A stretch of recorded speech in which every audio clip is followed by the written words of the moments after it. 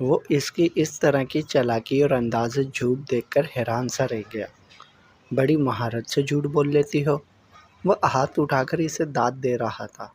اسے سنا انسنا کر کے وہ اپنے بکھرے بال سمیٹنے لگی۔ سیدھا سیدھا نام لے سکتی تھی میرا، پھر یہ اس طرح کے الفاظ اور القاب دہرانے کی کیا ضرورت تھی؟ اگر میں تمہارا نام پیار سے لیتی تو وہ سمجھ جاتی کہ تم میرے آس پاس ہو۔ وہ شان اچکتے ہوئے بولی۔ اس کا مطلب میری غیر موجودگی میں تم مجھے… وہ چونکا۔ اب جس کی جیسی شان ہوگی، جو جیسا ہوگا اسے ویسا ہی بلایا جائے گا۔ کوئی اتنے شریف زادے تو ہو نہیں جو تمہیں جان اور جانو کے القاب سے یاد کیا جائے۔ وہ بولتے ہوئے اس پہ آگ کا گولہ برسا گئی، جس سے وہ پورے کا پورا تپ چکا تھا۔ اس نے ایک ہی جھٹکے سے بازو سے کھینچ کے فرین کو بیڈ کے اوپر پٹکا۔ وہ اس کی طاقت کے آگے کچھ بھی نہ تھی، صرف اسے دیکھتی ہی رہی سوائے بے بسی کے۔ تمہاری اسی زبان کی وجہ سے نہ چاہتے ہوئے بھی میں تم پر ہاتھ اٹھانے کو مجبور ہو جاتا ہوں۔ فرین کا سر اس کے ہاتھ میں مضبوطی سے پکڑا ہوا تھا اور وہ وہیں کھڑے اس پر پورا جھکا ہوا تھا، اس کی آنکھوں میں آنکھیں ڈالے۔ میں اس شادی سے خوش نہ تھا۔ عبد الرحمن کی فیملی کا نام سن کر مجھے میری ماں کی یاد شدت سے تڑپانے لگتی ہے۔ بھائی نے زبردستی اس رشتے کے لیے مجبور کیا۔ کوئی ہے میری چاہت جسے میں شدت سے چاہتا ہوں، اس کے ساتھ شادی کرنی تھی مجھے، وہ بھی مجھے حاصل نہ ہو سکی تمہاری وجہ سے۔ وہ بے بسی سے اس کے سر کو جھٹک کر بولا۔ تمہاری ماں کب مری، کس طرح سے مارا گیا، کیوں مارا گیا، مجھے یہ تک نہیں معلوم۔ شادی کے لیے تمہیں کسی اور نے مجبور کیا، تمہاری محبوبہ تمہیں نہ ملی، تو ان سب میں میرا کیا قصور بنتا ہے جو تم ہر بار مجھے ذلیل کرتے رہتے ہو؟ اس نے اس کی آنکھوں میں دیکھتے ہوئے درد بھرے لہجے میں پوچھا۔ کیونکہ تمہاری زبان زیادہ چلتی ہے، فہد نے دانت بھینچ کر بولا اور اپنا ہاتھ ہٹا کر اسے آزاد کیا۔ وہ اٹھ کر بیٹھ گئی۔ اب وہ رو رہی تھی، نہ چاہتے ہوئے بھی اپنے آنسو نہیں روک پائی تھی۔ میں نے پہلے دن سے ہی یہ طے کر دیا تھا کہ جس خاندان سے تعلق ہے تمہارا، شاید تمہیں برداشت کرنے میں مشکل لگے مجھے۔ میں تمہیں کبھی اپنا نہیں سکتا کیونکہ یہ حق کسی اور کا ہے مجھ پر۔ میں نے تمہیں صرف نظر انداز کرنے کا ارادہ کیا تھا، تمہیں مارنا یا ہراساں کرنے کا کوئی منصوبہ نہ تھا۔ وہ اب اس سے تھوڑا دور ہو کر بیٹھ گیا۔ میں تمہاری وجہ سے پہلے ہی بہت ڈسٹرب تھا، اوپر سے اس رات تم سمینہ خالہ سے بدتمیزی سے پیش آئی، جس سے مجھے کافی غصہ آیا تم پر۔ میں غصے کا اتنا تیز پہلے کبھی نہ تھا۔ شادی کے اگلے روز تم نے سامان کی توڑ پھوڑ کی، مجھے غصہ آ گیا۔ اس میں بھی تم قصوروار تھی۔ اگر تم مجھے نہ اکساتی تو اتنا نقصان نہ اٹھاتی۔ پہلی بار وہ اسے اپنی صفائی پیش کر رہا تھا۔ اب اگر تم اپنا منہ بند رکھو گی اور کوئی بھی ایسی ویسی حرکت نہ کرو گی جس سے مجھے غصہ آ جائے تو پھر میرے ہاتھوں سے تم محفوظ ہو۔ وہ ہاتھوں کو پھیلاتے ہوئے بولا۔ تو کیا تم گھر پہ دوسرے افراد کو بھی اسی طرح پیٹتے ہو جب تمہیں غصہ آتا ہے، یا پھر یہ اسپیشل سروس صرف میرے لیے ہے؟ فرین نے اسے ٹوکتے ہوئے جتلایا۔ تمہارے لیے ہے، کیونکہ تم بھول رہی ہو کہ تم کون ہو۔ وہ چیخ کر بولا۔ اب جتنا ہو سکے اپنی حدود میں رہو۔ شریف گھروں کی لڑکیاں اپنے گھروں کی عزتیں نیلام کرتی نہیں پھرتی۔ وہ اس طرح سے پولیس اور تھانوں کے چکروں میں نہیں پڑتی۔ وہ اٹھتے ہوئے بولا۔ اور شریف گھروں کے مرد بھی اس طرح بیویوں پر مار پیٹ نہیں کرتے، ہر وقت ان کی تذلیل نہیں کیا کرتے۔ وہ بھی اسی انداز میں بولی۔ اس کی بات سن کر وہ پلٹا۔ نہ جانے کس لڑکی سے پالا پڑا تھا، کبھی وہ مضبوط چٹان کی طرح تھی تو کبھی بہتے پانی کی طرح۔ دونوں ہی ایک دوسرے کے لیے سمجھ سے باہر تھے۔ دونوں اسی نوک جھوک پہ اب دن گزار رہے تھے۔ دونوں میں دوریاں پہلے کی طرح ہی اب بھی برقرار تھی۔ ایک کمرے میں رہتے ہوئے بھی دونوں میں کوئی ازدواجی تعلق قائم نہ ہوا تھا۔ نہ تو فرحین اپنی زبان پہ کنٹرول کرتی اور نہ ہی فہد اپنے غصے پہ، لیکن وقت کے ساتھ ساتھ اب اس میں کچھ کمی آنے لگی تھی، کیونکہ دونوں ایک دوسرے کے زیادہ منہ نہ لگتے تھے۔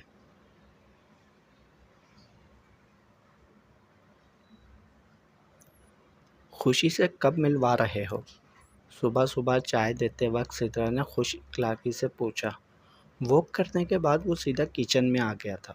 بھابھی بس آپ کی دعا چاہیے۔ اس نے مسکراتے ہوئے چائے کا کپ ہاتھ میں لیا۔ میری دعائیں تو ہر وقت تمہارے ساتھ ہوتی ہیں۔ اتنے دنوں سے اس کا اب کوئی ذکر نہیں کیا تم نے، کیا بات ہے؟ نہیں، ایسی تو کوئی بات نہیں ہے، بات ہوتی رہتی ہے ہماری، اس نے چائے کا گھونٹ لینے کے بعد بولا۔ تو پھر کب کر رہے ہو شادی اس سے؟ اور ہاں، ایک بات یاد رکھنا، خوشی سے شادی کرنے کے بعد فرین سے رشتہ ختم مت کر لینا۔ ہاں تو اسے آپ اپنے پاس ملازمہ رکھ لینا، ویسے بھی مجھے نہیں چاہیے وہ لاپرواہی سے بولا۔ فہد، بہت غلط بات ہے یہ، سدرا نے انگلی کے اشارے سے ٹوکا۔ اچھا ٹھیک ہے، اس بارے میں بعد میں سوچیں گے کہ فرین کا کیا کرنا ہے، اس وقت آپ دعا کریں بس خوشی طلاق لینے میں کامیاب ہو جائے تاکہ ہم دونوں کا راستہ آسان ہو۔ وہ الجھے انداز میں بولا۔ کیا مطلب ہے تمہارا؟ خوشی کی شادی ہو چکی ہے اور تم اس سے ابھی بھی رابطہ کر رہے ہو، اور وہ کسی کی بیوی ہو کر بھی تم سے بات کر رہی ہے؟ اس کی بات سن کر سدرا وہیں کھڑی ساکت رہ گئی۔ وہ بے یقینی اور پریشانی کا شکار تھی۔ ہاں تو اس میں اتنا حیران ہونے والی کیا بات ہے؟ وہ شانے اچکاتے ہوئے بولا۔ ساتھ ہی سے سدرا کی حیرانگی پر حیرانی ہوئی۔ فہد، تم پاگل تو نہیں ہو گئے؟ اب بھی اس سے رابطہ رکھے ہوئے ہو، یہ جانتے ہوئے بھی کہ وہ شادی شدہ ہے؟ سدرا ماتھا پکڑ کر بیٹھ گئی۔ بھابھی، اس کی شادی زبردستی کی گئی ہے، وہ راضی نہیں تھی اس نکاح کے لیے، اس کے ساتھ ظلم ہوا ہے، اس نے الفاظ پہ زور دیتے ہوئے کہا۔ نکاح ہو چکا مطلب ہو چکا، بھلے ہی وہ کسی بھی حالات میں ہوا ہو، وہ بھی اسی انداز میں بولی۔ میری بات مانو، یہ بے وقوفی چھوڑو اور اب جتنا ہو سکے اس سے جان چھڑواؤ۔ وہ اٹھ کر کچھ خفگی سے بولتے ہوئے کام کرنے لگی۔ آپ اچھی طرح جانتی ہیں میرے اور اس کے رشتے کو، پھر بھی ایسا بول رہی ہیں؟ تمہارا اور اس کا کوئی رشتہ نہیں ہے، وہ اب کسی اور کی عزت ہے۔ بہتر یہی ہوگا کہ تم دونوں اپنے راستے جدا کر لو اور یہ سمجھ لو کہ وہ تمہارے نصیب میں نہیں تھی۔ سدرا کا لہجہ سخت تھا۔ نصیب وہ صرف میرا ہی بنے گی، دیکھنا آپ، وہ دل و جان سے میری ہے، کسی اور کو کیسے اتنی آسانی سے سونپ دوں گا؟ اس نے ہونٹ سکڑتے ہوئے بولا۔ کہاں کا نصیب؟ وہ تمہاری کچھ نہیں لگتی فہد، تمہارا اسے صرف پیار محبت کا عارضی سا رشتہ تھا جو کہ اب ختم ہو چکا ہے۔ وہ اب کسی اور کی بیوی بن چکی ہے اور تم کسی اور کے شوہر۔ پھر بھی اگر تم دونوں ایک دوسرے سے رابطہ رکھ رہے ہو تو میرے خیال سے تم دونوں سے زیادہ بے وقوف کوئی اور نہیں ہوگا۔ اور وہ خوشی، مجھے تو اس پہ حیرت لگ رہی ہے، شادی ہو گئی ہے تو بجائے اس کے کہ اپنا گھر بسائے، کسی غیر مرد کے ساتھ فون پہ لگی ہوئی ہے۔ ذرا سوچو فہد، وہ کیسی لڑکی ہوگی، اس نے کس طرح کا ماحول پایا ہوگا، کس طرح کی سوچ رکھتی ہوگی جو یوں اپنے شوہر کو دھوکہ دے رہی ہے۔ وہ اب خوشی کے بارے میں نظریہ بدل بیٹھی تھی۔ پہلے جس طرح فہد کی باتوں سے اس کے دل میں خوشی کے لیے محبت اور عزت پیدا ہوئی تھی، آج وہ ساری عزت اس کے من سے نکل چکی تھی۔ کسی کی بیوی بن چکی ہے پھر بھی تم سے تعلق رکھ رہی ہے۔ ذرا سوچو، وہ لڑکی کس کردار کی ہوگی جو نکاح ہونے کے بعد بھی اپنے شوہر سے وفا نہیں کر رہی تو تمہارے ساتھ کیا کر پاتی؟ خوشی اب اسے قابل عزت نہیں لگی تھی۔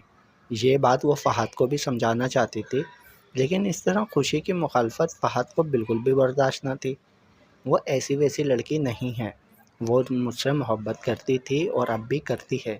اس کا نکاح زبردستی اس کی مرضی کے بغیر کسی اور جگہ کر دیا گیا تو بھلا اس میں اس بیچارے کی کیا غلطی ہے؟ اس سے پورا حق حاصل ہے، وہ اپنی مرضی سے جینے کا، بہت جلد وہ اپنے شوہر سے طلاق لے کر میری طرف آ جائے گی، پھر کوئی مسئلہ نہیں ہوگا۔ یہ صرف وقتی پریشانی ہے جو ہم دونوں جھیل رہے ہیں۔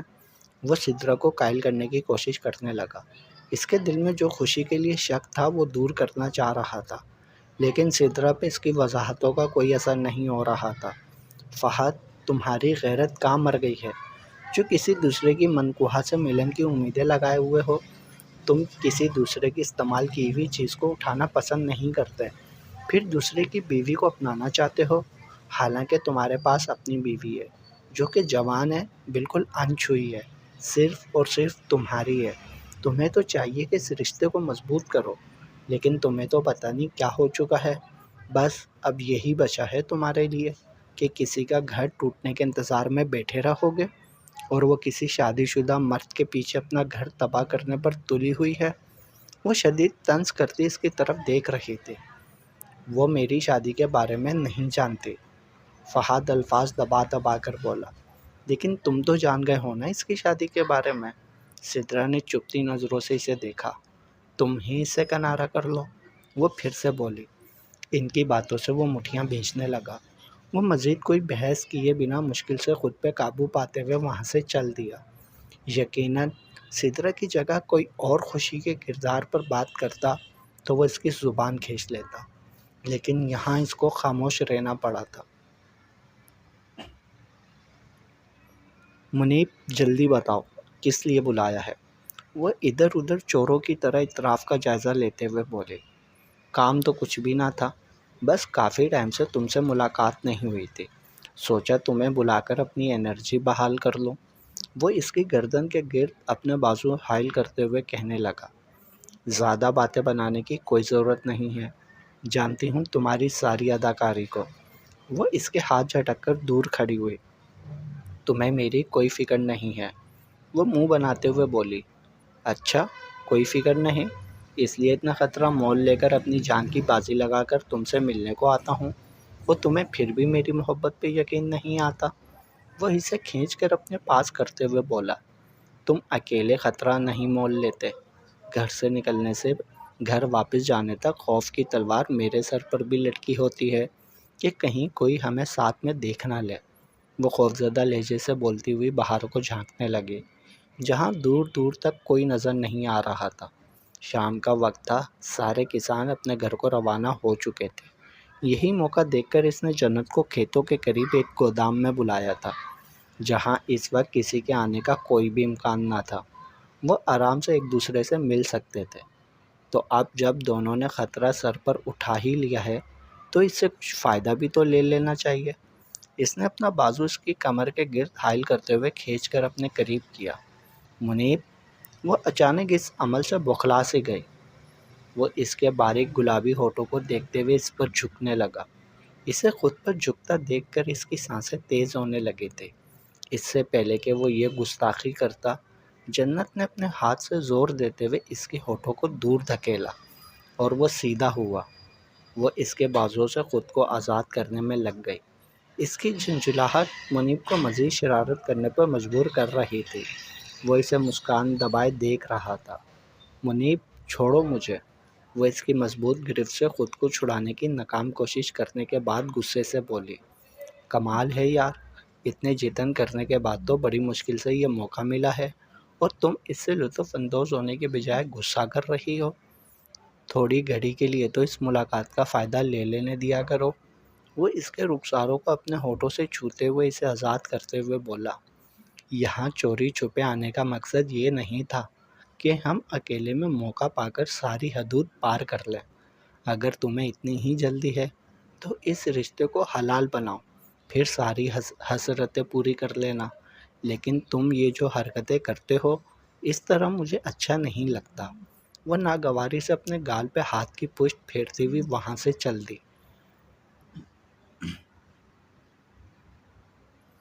جاگ رہی ہو؟ اس نے بجھے بجھے انداز سے میسج لکھا اور سینڈ کیا۔ رات کے 2 بج رہے تھے۔ اس سے جواب کی کوئی امید نہ تھی، لیکن اچانک موبائل کی اسکرین کی چمک سے اس کی آنکھوں میں بھی چمک آ گئی۔ ہاں، میسج ڈیلیور ہونے کے چند منٹ بعد اسے جواب موصول ہوا۔ اتنا مختصر سا جواب؟ اس نے دوسرا میسج لکھا۔ مختصر ہی صحیح، جواب تو ملا نا تمہیں، اور کیا یہ غنیمت نہیں ہے؟ دوسری طرف سے میسج آنے پر اب وہ دبے ہونٹ مسکرایا۔ کیوں جاگ رہی ہو؟ تم کیوں جاگ رہے ہو؟ فوراً ہی جواب میں سوال آیا۔ مجھے تمہاری یاد سونے نہیں دے رہی۔ تم بتاؤ، اب تم کیوں جاگ رہی ہو؟ وہ اب جلدی جلدی ٹیکسٹ کرنے لگا۔ تمہارے لیے۔ وہ اس کے انداز جواب سے خوش ہوا۔ خوشی؟ سچ پوچھو تو آج تمہاری بہت یاد آ رہی ہے۔ تم سے بات کرنے کو جی کر رہا ہے۔ میسج لکھتے وقت اس کے چہرے پہ بے بسی چھائی ہوئی تھی۔ تم نے خود ہی تو بولا تھا، وقت جیسا بھی ہو گزر جاتا ہے، بس دعا کرو ہم دونوں کا برا وقت گزر جائے اور وہ وقت بہت جلد آئے جب ہم ایک دوسرے سے بات کرتے وقت کسی اور کا ڈر نہ ہو۔ دونوں کی باتیں اب شروع ہو چلی تھی۔ فہد رات کے وقت لاؤنج میں صوفے پر بیٹھ کر پوری رات اس سے باتیں کرتا رہا تھا۔ رات کیسے گزر گئی پتہ ہی نہیں چلا تھا۔ جب پاس کسی مسجد سے اذان کی آواز سنی تو اسے اندازہ ہونے لگا تھا کہ وہ خوشی کے ساتھ پوری رات چیٹ کرتا رہا ہے۔ نیند کا نشہ اس کی آنکھوں میں تھا۔ خمار آلود آنکھوں کو مسلتے ہوئے اس نے موبائل کو چوما اور اپنے کمرے کی جانب چل دیا، جہاں فرین بیڈ کی ایک سائڈ بالکل سمٹ کر سوئی ہوئی تھی۔ اس پر نظر ڈالتے ہوئے وہ اپنا موبائل چارجنگ پہ لگانے لگا، جو کہ کچھ دیر پہلے آف ہو چکا تھا۔ نیند کا خمار اس پہ حاوی ہونے لگا تھا، جس وجہ سے اس کے ہاتھ سے چارجر گر کر زمین پر پڑا۔ گرنے کی آواز ہوئی تو وہ ایک دم فرین کو دیکھنے لگا، لیکن اس کی آواز پہ فرین نہیں جاگی تھی۔ وہ اسے دیکھتا ہوا چارجر زمین سے اٹھانے لگا اور فون کو چارج پر لگانے کے بعد وہ بیڈ کی دوسری جانب لیٹ گیا۔ اندر آ جاؤں؟ اس نے دروازے پہ دستک دیتے ہوئے پوچھا۔ بھابھی آئیے نا۔ فرین بالوں کو کنگھی کر رہی تھی۔ جب وہ داخل ہوئی، فہد اپنی آنکھیں مسلتے ہوئے بھابھی کو دیکھنے لگا۔ کیا بات ہے؟ سورج اوپر چڑھ گیا ہے، اتنی دیر ہو گئی، تم ناشتہ کرنے نہیں آئے؟ طبیعت تو ٹھیک ہے تمہاری؟ وہ اس کے پاس بیٹھتے ہوئے پوچھنے لگی۔ اور یہ کیا؟ یہ آنکھیں اس طرح سوجی ہوئی کیوں لگ رہی ہیں تمہاری؟ رات ٹھیک سے سوئے نہیں تھے کیا؟ وہ فکر مندی سے بولتے ہوئے دونوں کو دیکھنے لگے۔ فرحین اب صوفے پہ بیٹھ گئی تھی۔ نہیں بھابھی، وہ بس نیند نہیں آ رہی تھی، آفس کا کچھ کام بھی تھا، اس کی ٹینشن۔ فہد بات کو بنا گیا۔ یہ تو روز کی بات ہے بھابھی، مجھے تو لگتا ہے کسی لڑکی کا چکر ہے، تبھی تو کمرے سے باہر رات بھر اس سے باتیں کرتا رہتا ہے، نہ جانے کس کی قسمت پھوٹی ہے۔ وہ نہایت لاپرواہی سے بولتی ہوئی اسے طنز کرنے لگی۔ اس کی بات سن کر فہد نے غصے کی ایک نظر اس پر دوڑائی تھی، جس کی فرین نے کوئی پرواہ نہیں کی تھی۔ ارے نہیں، اتنی خوبصورت بیوی کے ہوتے ہوئے بھلا وہ کسی اور لڑکی سے کیوں باتیں کرے گا؟ وہ مسکرا کر بظاہر تو اس کی بات کو نظر انداز کرنے لگی تھی، لیکن شکی انداز سے فہد کو دیکھ رہی تھی۔ اسے فرین کی باتیں سچ لگ رہی تھیں، کیونکہ وہ جانتی تھی کہ وہ لڑکی کون ہے جس کے لیے فہد رات بھر نیند سے دور رہ سکتا ہے۔ اچھا میں چلتی ہوں اب، صبح سے تم آئے نہیں تھے تو فکر ہو رہی تھی۔ بولتے ہوئے وہ اٹھ کھڑی ہوئیں۔ تمہیں بکواس کرنے کی کیا ضرورت تھی؟ سدرا کے جاتے ہی وہ اس پر برس پڑا۔ میں نے تو وہی کہا جو سچ ہے، وہ شانے اچکا کر بولی۔ کیا سچ ہے؟ وہ اس کے سامنے کھڑا ہوا۔ یہی کہ تمہارا کسی لڑکی کے ساتھ کوئی چکر چل رہا ہے، رات بھر اس کے لیے نیندیں حرام کی ہوئی ہیں اپنی۔ وہ رک موڑ کر جانے لگی جب فہد نے پکڑ کر اپنے سامنے کیا۔ کس نے کہا ہے تم سے؟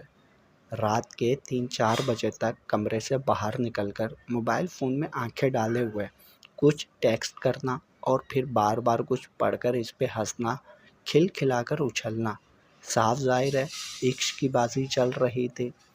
آفس کے کام ایسے تو نہیں ہوتے۔ اس کی بات سن کر فہد کے جسم سے غصے کی لہر بڑھنے لگی۔